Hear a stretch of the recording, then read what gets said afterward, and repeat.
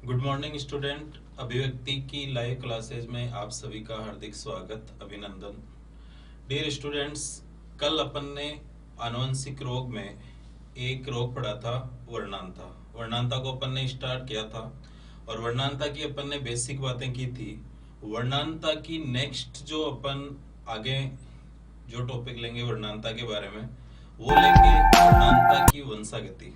मैंने आपको पिछले जो इससे पिछली वर्णांता से पिछली जो क्लास है उसमें ये बताया था कि हीमोफीलिया में जो वंशागति है और जो वर्णांता की जो वंशागति है, दोनों की जो वंशागति है उसमें सेम ही क्वेश्चन बनेंगे।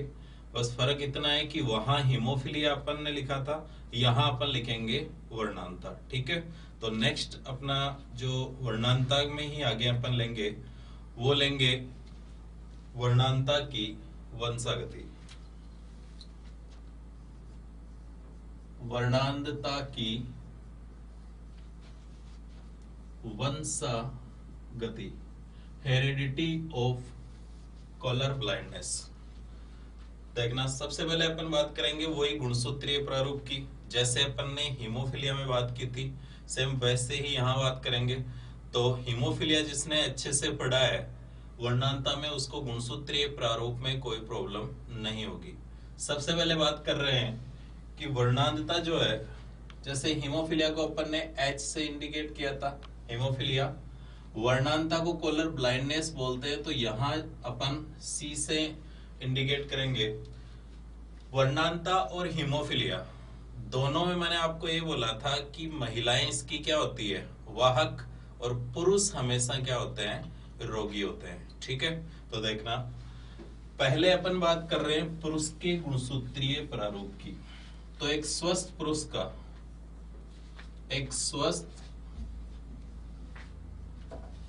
का गुणसूत्रीय प्रारूप क्या होगा?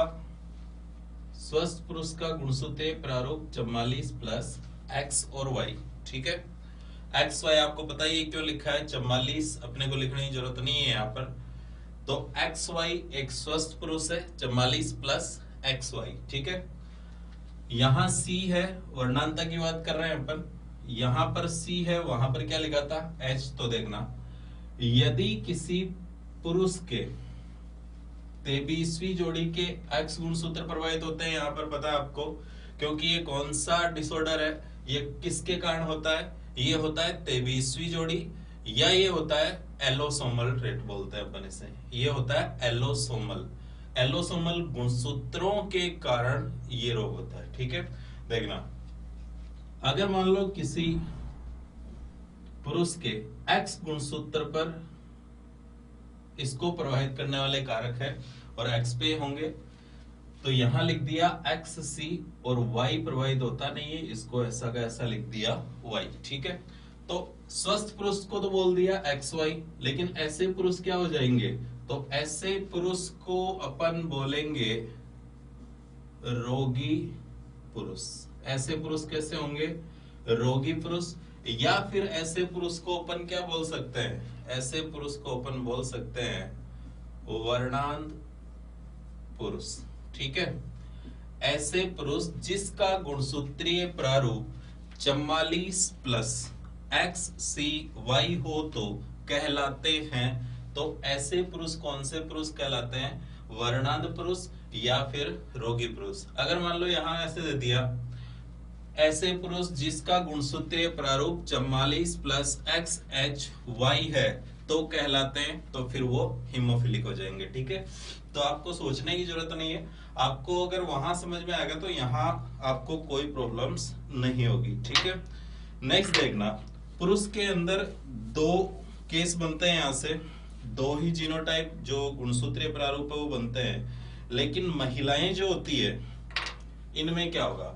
तो पहला जो दोनों का ही कॉमन क्वेश्चन बनता है, जो बेसिक क्वेश्चन आता है कि हीमोफीलिया और वर्णांता की वाहक होती है, तो आपको हमेशा ही ऑप्शन में या आंसर सीधा बिना सोचे समझे क्या करना है, महिलाएं। ठीक है, अब देखो, रोगी पुरुष और स्वस्थ पुरुष। अब अपन बात कर रहे हैं एक स्वस्थ महिला की। स्वस्थ महिला का गुणसूत्रीय प्रारूप क्या होगा? एक स्वस्थ महिला का गुणसूत्रीय प्रारूप होता है 44 प्लस XX, ठीक है। एक स्वस्थ महिला का गुणसूत्रीय प्रारूप, ये वही चीजें हैं जो अपन ने हीमोफीलिया में की थी। यहाँ बताना इसलिए जरूरी है कि आपको पता होना चाहिए, वहां भी अपन ने की, यहाँ आपका रिवीजन ही हो रहा है एक तरीके से देखा जाए। वैसे ही वर्णांता है, कंफ्यूज मत होना।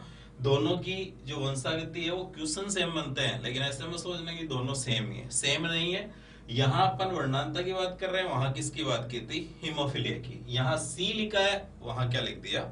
H लिख दिया। अब देखो, महिलाएं इसकी वाहक है, और ये महिलाओं में होता है लेकिन बहुत कम होता है। ज्यादातर जो ग्रसित है या ज्यादातर ये रोग जाता है तो ये किस में जाएगा? ये पुरुषों में जाता है, ठीक है। तो देखना, अगर किसी महिला के इस X पे ये कारक है, मतलब XC और ये X ऐसा का ऐसा है, ऐसी महिला को अपन करियर फीमेल बोलेंगे, या आप बोल सकते हो ऐसी महिला को अपन वाहक महिला बोलते हैं। ऐसी महिलाएं जिनका गुणसूत्रीय प्रारूप 44 प्लस XCX होता हो, वो महिलाएं कौन सी महिलाएं होती है?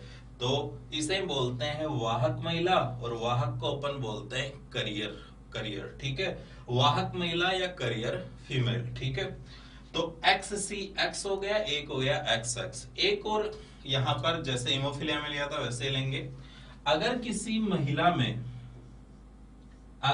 महिला में गुणसूत्रीय प्रारूप XCXC हो तो ऐसी महिलाओं को अपन कौन सी महिलाएं बोलते हैं? वर्णांध महिलाएं बोलते हैं। ऐसी महिला वर्णांध महिला हो जाएगी, ठीक है।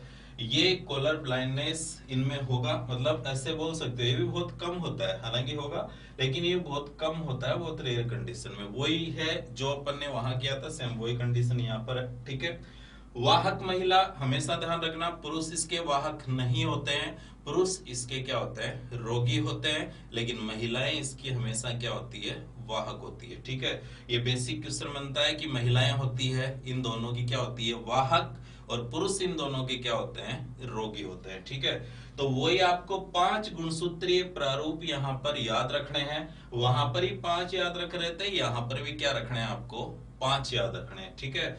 एक स्वस्थ पुरुष का XY, रोगी पुरुष का XCY, स्वस्थ महिला का XX, वाहक महिला का XCX, ठीक है। और वर्णांध महिला का क्या हो जाएगा? XC और XC। ये भी बहुत कम रेयर कंडीशन में एक ही केस होगा, वो आपको पता ही है कौन सा केस होगा, ठीक है। और हीमोफीलिया में जितने भी जो केसेज हैं जो अपन ने किए थे, वही केसेज यहाँ पर सेम टाइप के क्वेश्चन बनेंगे। वहां हीमोफीलिया बोला, यहाँ मैं क्या बोल दूंगा? वर्णांत, ठीक है। यहाँ वर्णांता की बात करेंगे, वहां किसकी बात की थी? हीमोफीलिया की, ठीक है। ये तो है आपका एकदम जो गुणसूत्रीय प्रारूप है, बेसिक जो केस से पहले अपन करते हैं वो चीज है। ये जिसको पता है वो किसी केस में कोई प्रॉब्लम नहीं होगी। अब मैं यहाँ पर आपको तीनों केस नहीं करवाऊंगा, ध्यान रखना। यहाँ पर केवल और केवल मैं एक केस आपको बता देता हूँ। वैसे मैं जहां तक मानता हूँ, आपको अगर आपने पीछे वाली क्लास में हीमोफीलिया के जितने केस है वो अगर अच्छे आपने समझ लिए हैं, तो मैं जहां तक मानता हूं यहां से आपको कोई प्रॉब्लम नहीं होगी। फिर भी मैं आपको एक केस यहाँ पे लेके बताऊंगा, और 2 केस है वो आपको खुद को करना है। वो इजीली वही आपके सेम वैसे ही क्वेश्चन होंगे, वैसे ही रिजल्ट आने वाले हैं जैसे अपन ने हीमोफीलिया में किया था। तो नेक्स्ट अपन इसी के केस लेते हैं। पहला जो केस है वो अपन वो ही केस लेंगे। क्वेश्चन क्या आएगा? वैसा ही क्वेश्चन आएगा, बता देता हूं। क्वेश्चन ये आएगा कि यदि एक स्वस्थ महिला की शादी वर्णांध पुरुष से या वर्णांता के रोगी पुरुष से हो जाती हो तो इनकी संतानों में वर्णांधता की वंशागति क्या होगी, ठीक है। केस फर्स्ट या क्वेश्चन फर्स्ट लिख सकते हो। यह आपका केस फर्स्ट है और क्वेश्चन भी आपका ये कौन सा है? फर्स्ट है। यहां से पहला क्वेश्चन बनता है, और ये क्वेश्चन क्या होगा कि यदि किसी जोड़े में महिला तो कैसी हो?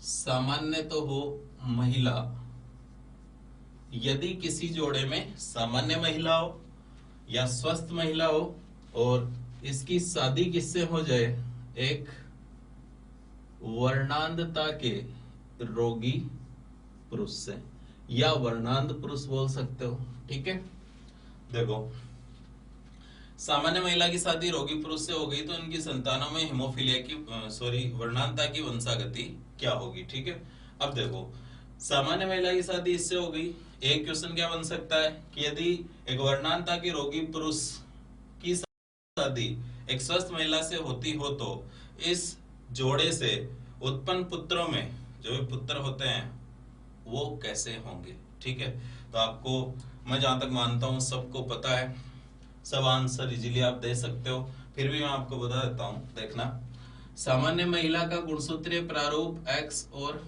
X, ठीक है।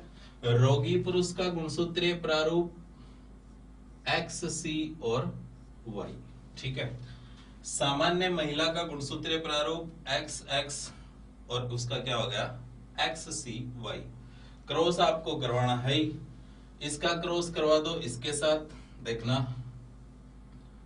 XC और X, अब इसका करवा दो इसके साथ X और Y, अब इसका करवा दो फर्स्ट वाले के साथ XCX, अब इसका करवा दो इसके साथ X और Y। ठीक है, अब देखना ये यहां पर क्या हो गया, ये यहां पर ये जो है ये और ये दोनों तो है पुत्रियां, महिलाएं, मादा। ठीक है, ये अपन ने गुणसूत्रीय प्रारूप किसका लिखा था वहां पर, वाहक का। ठीक है, तो ये पुत्रियां हैं तो इसे अपन बोल देंगे वाहक पुत्री।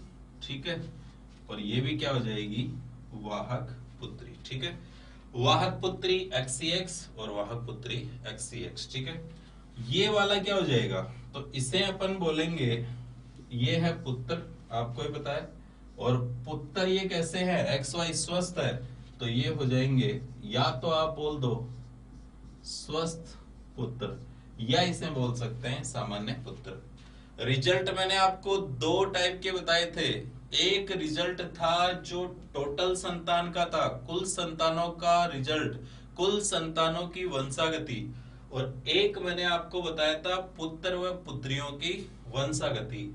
तो आप खुद ही बताओ कि पहला जो रिजल्ट है, रिजल्ट जो फर्स्ट है यहां पर वो होगा कुल संतानों का, इस जोड़े से कुल संतान जितनी भी संतानें होगी उन संतान में क्या क्या पॉसिबिलिटी होती है, कैसी कैसी हो सकती है वो।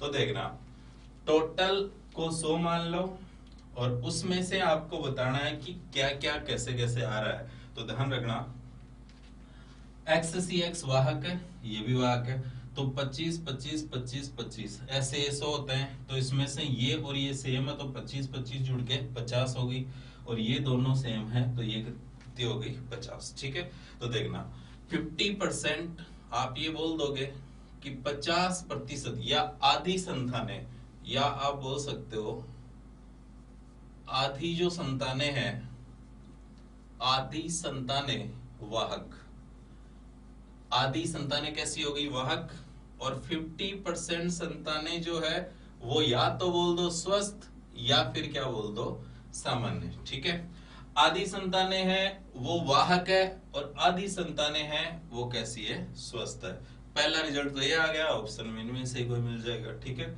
या फिर अगला ऑप्शन में से उनमें से भी दे सकता है कि पुत्र व पुत्रियों का जो वंशागति है या पुत्र व पुत्रियों में इसकी क्या पॉसिबिलिटी रहेगी।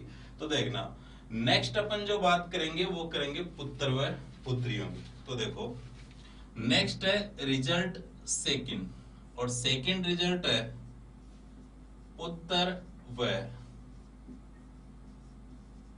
पुत्रियों का। ठीक है, देखना अब आपको ये पता है, अच्छे से पता है आपको कि इतनी देर अपन टोटल संतानों की बात कर रहे थे, लड़के लड़कियों से अपने को कोई मतलब नहीं थी, तो टोटल को क्या मान लिया 100 मान लिया। अब अपन केवल लड़कियों को सो मानेंगे, क्योंकि लड़कियां अपने आप में सोई होगी, और केवल लड़कों को अपन क्या मानेंगे, सो मानेंगे। लड़के जितने हैं उनको सो मान लो, और लड़कियां उनको क्या मान लो, सो। तो देखना, ये और ये लड़की है, तो ये दोनों एक ही टाइप की है, वाहक है। तो आप सीधा बोल दोगे कि सभी, क्या बोलोगे, सभी पुत्रियां, सभी पुत्रियां वाहक, या 100% पुत्रियां वाहक, और सभी पुत्र सामान्य, या सभी पुत्र स्वस्थ। ठीक है, मैं जहां तक मानता हूं आपको इस केस में कोई प्रॉब्लम नहीं होगी, और अब पीछे हीमोफीलिया में शायद कोई क्वेश्चन गलत नहीं होगा, और ना यहाँ पे आपका कोई क्वेश्चन गलत होगा। देखना, एक सामान्य महिला की शादी एक रोगी पुरुष से होती है, तो उनमें वंशागति क्या होगी। वंशागति आपके सामने आ गई है, रिजल्ट जो है वो आपके सामने ये रहे।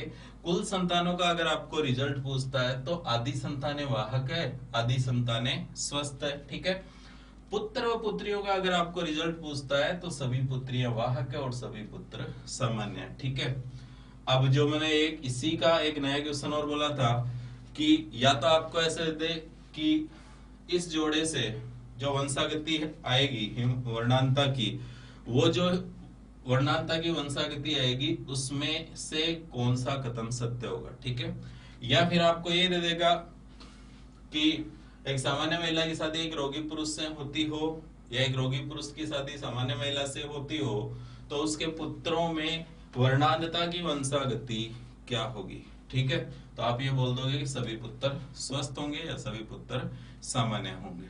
ठीक है, ये है आपका पहला क्वेश्चन, पहला केस। सेम वैसा ही मैंने आपको देखो यहाँ पर सेम वैसा ही लिखा है जैसा हीमोफीलिया में, बस फर्क इतना है कि यहाँ पर अपन C लिख रहे हैं और वहां पर H लिखा है। अब जो नेक्स्ट केस है वो मैं आपको नहीं करवाऊंगा, उसके बाद जो नेक्स्ट केस है वो भी मैं आपको नहीं करवाऊंगा। ठीक है, तो वो दोनों केस मैं यहाँ लिख रहा हूँ, आप उसकी प्रैक्टिस करना। जहां तक मैं मानता हूँ वो दोनों केस आप इजीली कर लोगे। उसमें आपको क्या करना है, जैसे मैंने यहाँ पर सामान्य महिला और रोगी पुरुष लिखा है, तो अब केस जो सेकंड होगा, अब देखो आपको जो सेकंड केस है वो क्या करना है। सेकंड केस में आप महिला जो सामान्य है उसको तो क्या कर दो, वाहक कर दो, और उसका गुणसूत्रीय प्रारूप आपको पता ही है। गुणसूत्रीय प्रारूप लिखो और उसका क्रॉस करवा के उसका रिजल्ट निकालो। देखो पहला केस ये है। दूसरा केस अपन लेंगे कि यदि एक वाहक, यदि एक करियर फीमेल की शादी किससे हो जाए, स्वस्थ पुरुष से। ठीक है, पहले केस में क्या किया था अपन ने, जो पहला केस लिया था उसमें अपन ने एक स्वस्थ महिला की शादी रोगी पुरुष से करवाई थी। अब यहां पर अपन लेंगे वाहक, तो महिला ले ली और पुरुष कैसा हो गया, स्वस्थ। तो आपको मैं केवल यहां गुणसूत्रीय प्रारूप लिख देता हूं, इसका होगा x xc x, और इसका हो जाएगा x और y। ठीक है, आगे आप निकाल लेना। केस थर्ड, क्वेश्चन भी यहां से तीसरा बनता है। वाहक महिला,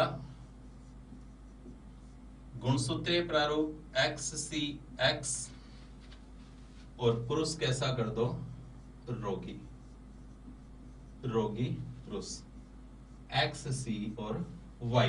ठीक है, ये दूसरा क्वेश्चन, ये तीसरा क्वेश्चन। इसका रिजल्ट निकाल लोगे, सेम वैसा ही जो हीमोफीलिया में मैंने किया था वैसा ही करना है, यहाँ पर भी सेम वैसा ही करना है। और इससे जो अपनी जो संतान आएगी उसमें जो पुत्रियां आएगी वो वर्णांध पुत्रियां भी आएगी। तो वही बात है कि ऐसा कौन सा जोड़ा होगा जिससे वर्णांध पुत्रियों के होने की संभावना रहती है। तो आप बोल दो कि माता तो जो होगी वो वाहक होगी, और जो पिता होंगे वो कैसे होंगे, रोगी होंगे। ये है आपके वर्णांधता के, कॉलर ब्लाइंडनेस के तीनों जो केस है वो। यहां से भी सेम वैसे ही क्वेश्चन बनने वाले हैं, और हीमोफीलिया से भी वैसे ही क्वेश्चन बनने वाले हैं। एक चीज आप नोट करके वहां लिख लो कि इन दोनों जो रोग है, इन दोनों रोग की महिलाएं तो हमेशा क्या होगी, वाहक, और पुरुष हमेशा क्या होंगे, रोगी। ठीक है, मतलब ये रोग महिलाओं में नहीं जाएगा, महिलाएं इसकी क्या होगी, वाहक होगी। महिलाएं इसको एक पीढ़ी से दूसरे पीढ़ी में ले जाने का काम करेगी, मतलब वो करियर का काम करेगी। या आप ऐसे बोल सकते हो कि यदि किसी जोड़े में महिलाएं नहीं है वाहक, मतलब महिला वाहक नहीं है, तो वो रोग कभी आगे नहीं जा सकता, वो रोग कभी भी आगे नहीं जा सकता। इसलिए महिलाएं हैं वो वाहक महिलाएं, केवल और केवल आप ये बोल सकते हो कि वाहक महिला जो होती है इस रोग को नेक्स्ट जनरेशन में ले जाने का काम करती है। ठीक है, तो ये दो केस आप कर लेना, दोनों के रिजल्ट निकालना। अगर किसी को कोई प्रॉब्लम्स होती हो तो आप मेरे को कमेंट्स बॉक्स में जरूर बताना।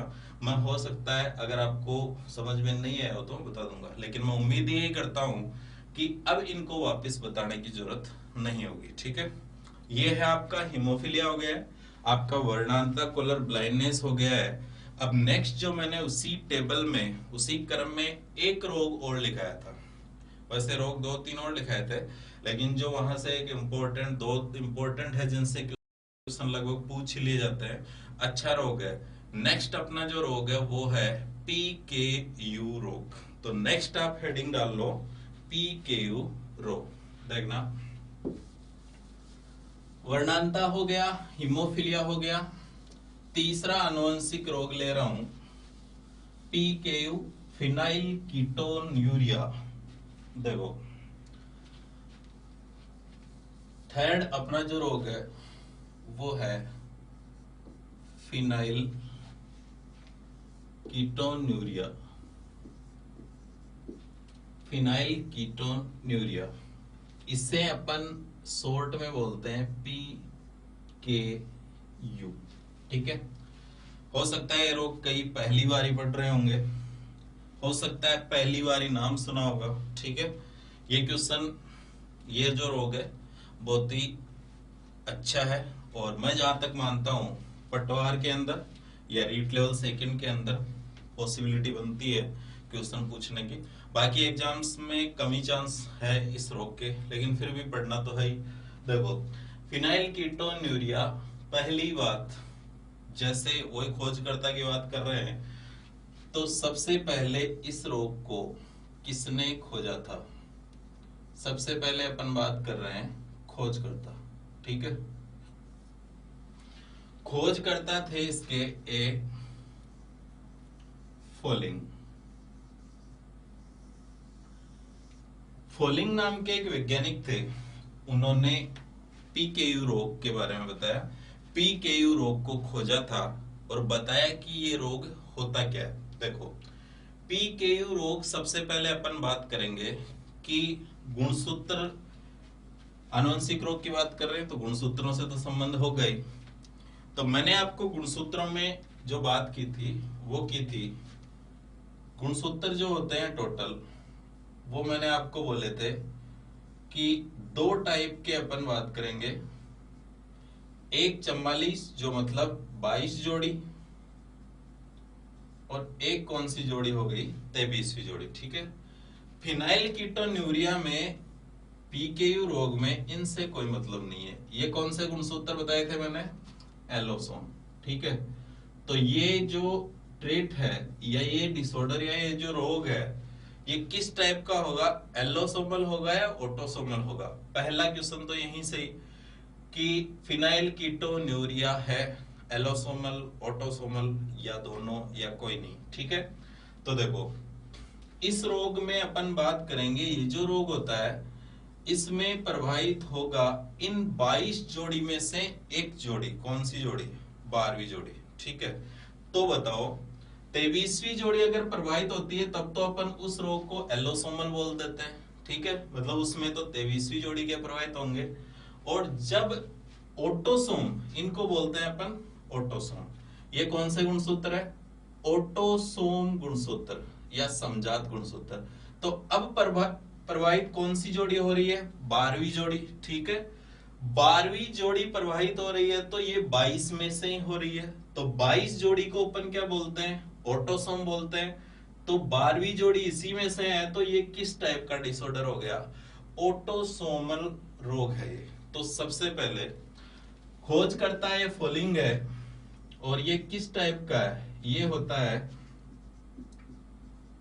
ऑटोसोमल असमानता, या रोग बोल सकते हैं, ट्रेट बोल सकते हो, ठीक है। ये होता है ऑटोसोम गुणसूत्रों के कारण। अब ऑटोसोम गुणसूत्र के कारण, या कौन से ऑटोसोम गुणसूत्र के कारण, नेक्स्ट जो क्वेश्चन बनता है कि फिनाइल कीटोन्यूरिया में या पीकेयू रोग में गुणसूत्रों की कौन सी जोड़ी प्रभावित होगी, ठीक है। तो इसमें क्या होता है, फिनाइल कीटोन्यूरिया के अंदर गुणसूत्रों की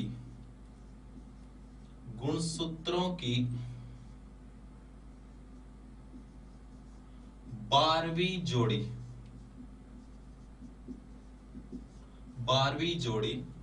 पर उपस्थित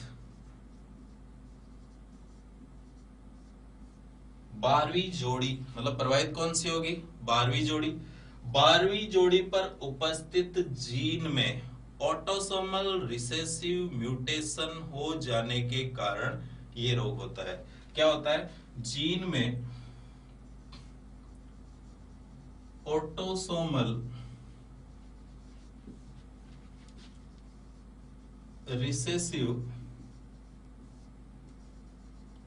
म्यूटेशन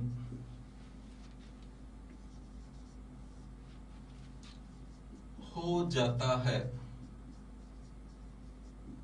देखो, फिनाइल कीटोन्यूरिया एक ऑटोसोमल ट्रेट है या ऑटोसोमल असमानता है, या आप ऐसे बोल सकते हो कि गुणसूत्रों में जो ऑटोसोम गुणसूत्र होते हैं वो प्रभावित होते हैं। पहला क्वेश्चन, ये एक ऑटोसोमल है। दूसरा यहीं से क्वेश्चन कि इसमें गुणसूत्रों की कौन सी जोड़ी प्रभावित होती है? 12वीं जोड़ी, ठीक है। और गुणसूत्रों की 12वीं जोड़ी पर उपस्थित जीन में प्रभावित होगी, तो उसमें उपस्थित जीन में वही आनुवंशिक रोग उत्परिवर्तन के कारण होते हैं या म्यूटेशन के कारण होते हैं। तो जीन में ऑटोसोमल रिसेसिव म्यूटेशन हो जाता है। आप सीधा बोल सकते हो कि एक ऑटोसोम गुणसूत्र है, तो यहां पर क्या हो जाएगा, यहां पर जो भी चेंजेज होगा, जो भी अफेक्टेड होगा, वो 12वीं जोड़ी के जीन में म्यूटेशन के कारण होगा, ठीक है। उत्परिवर्तन, म्यूटेशन को क्या बोलते हैं अपन? म्यूटेशन को अपन बोलते हैं उत्परिवर्तन, ठीक है। 12वीं जोड़ी पर उपस्थित जीन में उत्परिवर्तन हो जाए तो उसको कौन सा रोग हो जाएगा? पीकेयू रोग हो जाएगा। ये तो बेसिक है, यहां से ऑटोसोमल और 12वीं जोड़ी। अब देखो, अगर किसी को ये रोग हो चुका है, अगर किसी के 12वीं जोड़ी पर उपस्थित जीन में म्यूटेशन हो गया है, तो फिर क्या होगा? ये इस रोग में ऐसा क्या हो जाता है? तो 12वीं जोड़ी पर यदि म्यूटेशन हो जाए तो इसमें क्या होता है? देखो, इसमें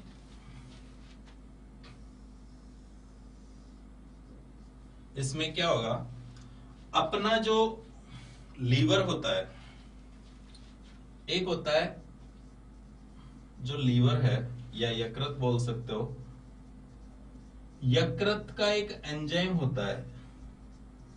तो एक चीज और ध्यान रखना, इसमें जो प्रभावित अंग है, इसमें जो प्रभावित अंग है, मतलब जो सबसे पहले जो प्रभावित पार्ट है वो कौन सा है? लीवर है, ठीक है।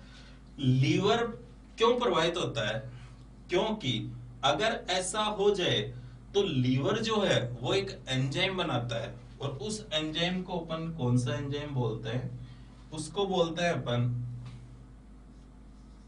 फिनाइल,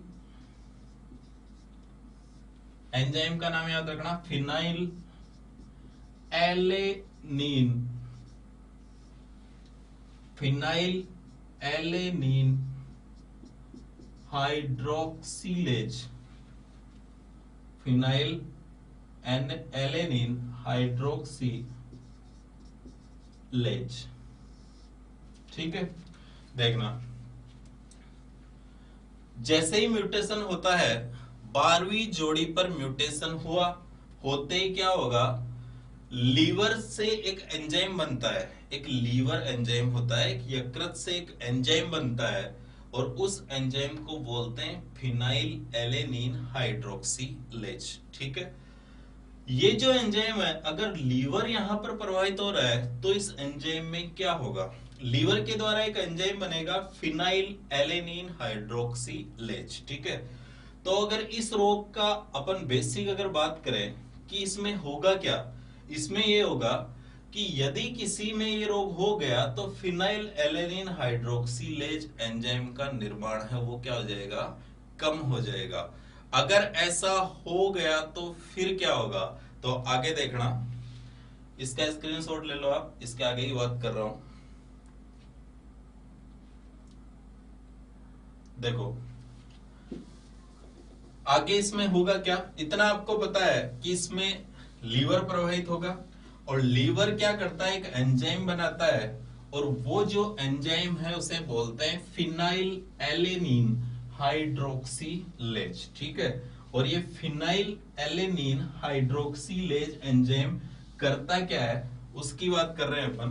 देखो मनुष्य के शरीर में, मनुष्य के शरीर में या मनुष्य के जो ब्लड है या टिश्यू फ्लूइड है या उत्तक द्रव्य है, अब उनमें उपस्थित होगा, अपनी बॉडी के अंदर उपस्थित होता है फिनाइल एलेनिन, एक फ्लूइड बोल सकते हो आप, फिनाइल एलेनिन उपस्थित होता है। तो देखना ये एंजाइम अगर नहीं बनेगा तो अपनी बॉडी में उपस्थित फिनाइल एलेनिन, फिनाइल एलेनिन, ठीक है, ये जो फिनाइल एलेनिन है ये एक एंजाइम, कौन सा एंजाइम, वही एंजाइम जो लीवर एंजाइम होता है।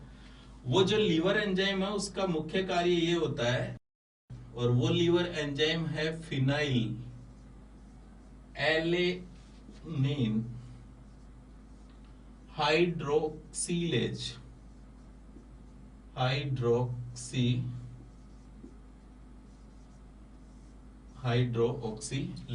ठीक है, देखो फिनाइल एलेनिन हाइड्रोक्सीलेज ये एंजाइम क्या करता है, बॉडी में उपस्थित फिनाइल एलेनिन को एक एमिनो अम्ल में चेंज करता है और उस एमिनो अम्ल को बोलते हैं अपन टायरोसिन एमिनो अम्ल। ठीक है, ध्यान रखना इस रोग में मेन प्रोसीजर क्या है, अपनी बॉडी में एक प्रोसीजर होता है, एक आप बोल सकते हो एक इस प्रकार की क्रिया होती है कि phenylalanine liver enzyme phenylalanine hydroxylase की उपस्थिति में, मतलब आप बोल सकते हो कि इसको टायरोसिन एमिनो अम्ल में जो चेंज करता है वो कौन करता है, ये एंजाइम। तो अगर इस एंजाइम का निर्माण नहीं हो रहा है, इस रोग में हुआ क्या, लीवर एंजाइम का निर्माण नहीं हो रहा है, मतलब उसका कम हो गया, फिनाइल एलेनिन हाइड्रोक्सीलेज जो एंजाइम है इसका निर्माण क्या हो गया, कम हो गया।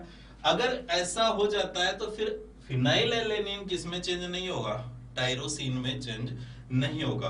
तो आप इतना ध्यान रखो कि यदि इस रोग के अंदर क्वेश्चन क्या बन सकता है, देखना ध्यान रखना, कौन सा एंजाइम प्रभावित होता है, फिनाइल एलेनिन हाइड्रोक्सीलेज एंजाइम। ठीक है, लीवर एंजाइम होता है ये, या लीवर एंजाइम किस रोग में अफेक्टेड होता है, पीकेयू रोग के अंदर। ठीक है, या टायरोसिन एमिनो एसिड का संबंध किस रोग से होता है, इस रोग से, या फिनाइल एलेनिन को टायरोसिन एमिनो एसिड में कौन सा एंजाइम बदलता है, वो बदलता है ये वाला एंजाइम। ठीक है, अब देखो इसके आगे अगर बात करें कि अगर बॉडी के अंदर टायरोसिन एमिनो एसिड नहीं बनेगा, या आप ऐसे बोल सकते हो कि फिनाइल एलेनिन हाइड्रोक्सीलेज की कमी होगी तो क्या होगा।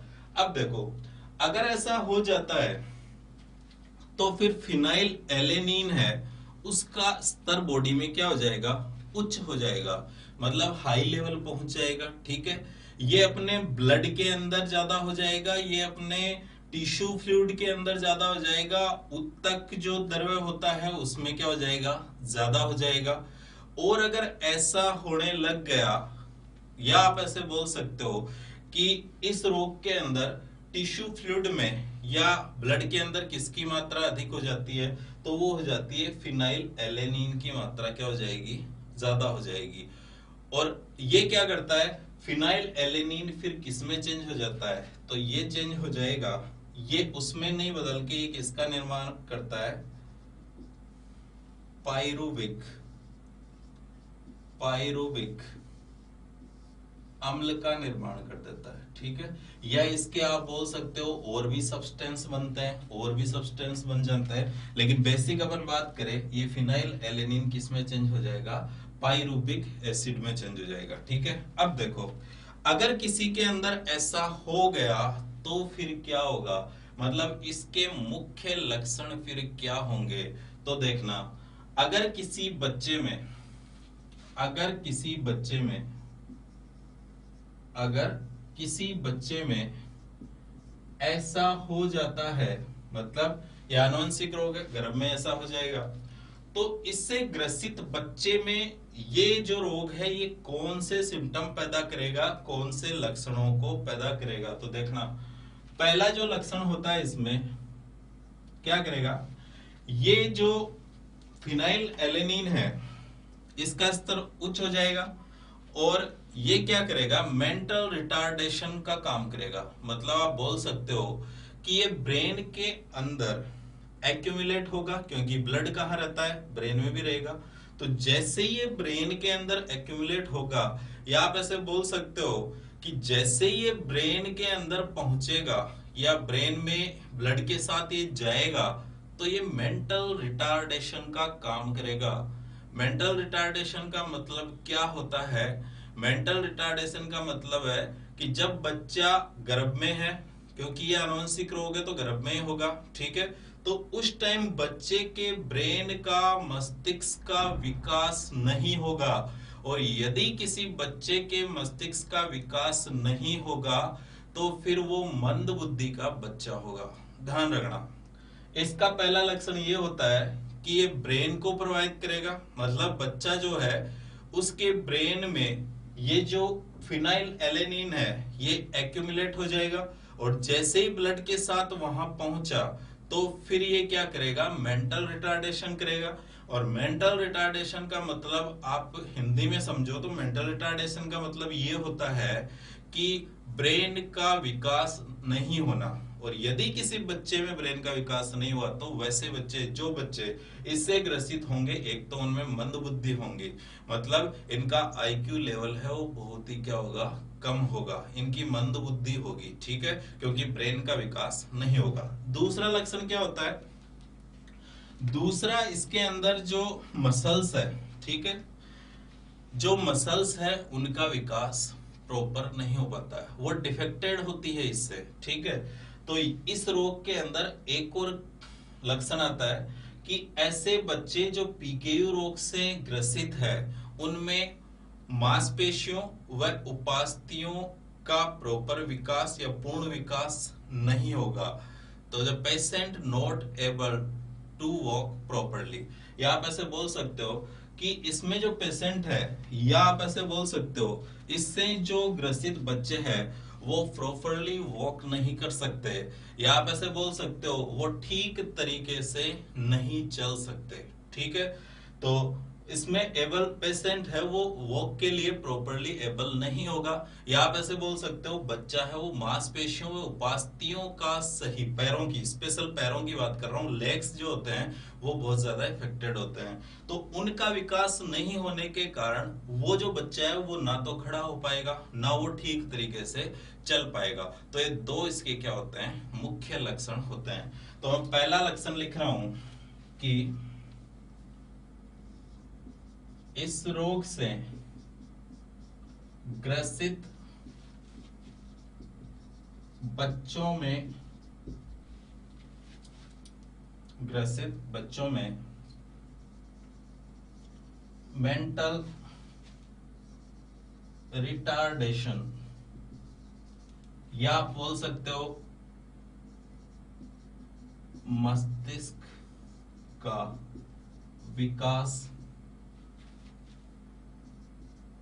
नहीं हो पाता, मेंटल रिटार्डेशन हो जाता है जिसके कारण मस्तिष्क का विकास नहीं होता। और ऐसे जो बच्चे होते हैं वो कैसे होते हैं, मंद बुद्धि के बच्चे होते हैं। ठीक है, एक तो ये हो गया। दूसरा होता है कि मांसपेशियों व उपास्थियों का विकास नहीं होने के कारण। तो एक आप ये बोल सकते हो कि इसमें मांसपेशियां व उपास्थियों किसकी, पैरों की मांसपेशियों व उपास्थियों का प्रॉपर विकास नहीं होने के कारण वो ठीक तरीके से नहीं चल पाते हैं। ठीक है, the patient not able to walk properly. ठीक है, ध्यान रखना। जैसे पिछले वीडियो में कईयों के कमेंट है कि सर इंग्लिश में ट्रांसलेट करके ही बताया करो, तो मैं जो टर्म्स यहाँ पर इंग्लिश में जहां तक है मोस्टली तो अपनी यहाँ पर जैसे phenylalanine, hydroxylase, tyrosine, phenylalanine, pyruvic acid, ये तो आपको पता ही है, इंग्लिश ही है। और बाकी मैं आपको पॉसिबल जितना हो सके मैं इंग्लिश में भी समझाऊंगा आपको और हिंदी में भी लेंगे अपन। ठीक है, तो दोनों में आपको कोई प्रॉब्लम नहीं होगी। ये था अपना फिनाइलएलेनिन हाइड्रोक्स फिनाइल पीकेयू रोग। ठीक है, फिनाइल कीटोन यूरिया। इसके बाद अपना एक आएगा सिकल सेल एनीमिया, उसके बाद में थैलेसेमिया, उसके बाद आपका रंजकहीनता जो मैंने बताया था वो अपन नेक्स्ट क्लास में कर लेंगे। और उसी के साथ अपन एक बहुत ही इंपॉर्टेंट टॉपिक है, जितने भी रोग है उन रोगों में से सबसे जो इम्पोर्टेंट जो टॉपिक है वो, वैसे तो आपका हीमोफीलिया ये यहाँ तक जो है ये भी बहुत इंपॉर्टेंट है, लेकिन आनुवंशिक रोग वैसे ही इंपॉर्टेंट है। तो जो सभी एग्जाम्स की अगर अपन देखें तो सबसे ज्यादा जो आने वाला है वो है सिंड्रोम, और वो मैं लूंगा नेक्स्ट क्लास में। ठीक है, तो 3 रोग वो करेंगे अपन, छोटे छोटे रोग है, और वहीं से अपन जो सिंड्रोम है वो वाला भी लेंगे। तो आज के लिए इतना ही, बाकी आपकी जो नेक्स्ट क्लास है वो वैसे ही रेगुलर होगी। यहाँ तक आपको समझ में आ गया होगा, बाकी करेंगे नेक्स्ट क्लास में। घर बैठे आराम से अच्छे से आप रेगुलर स्टडी करते रहो। धन्यवाद।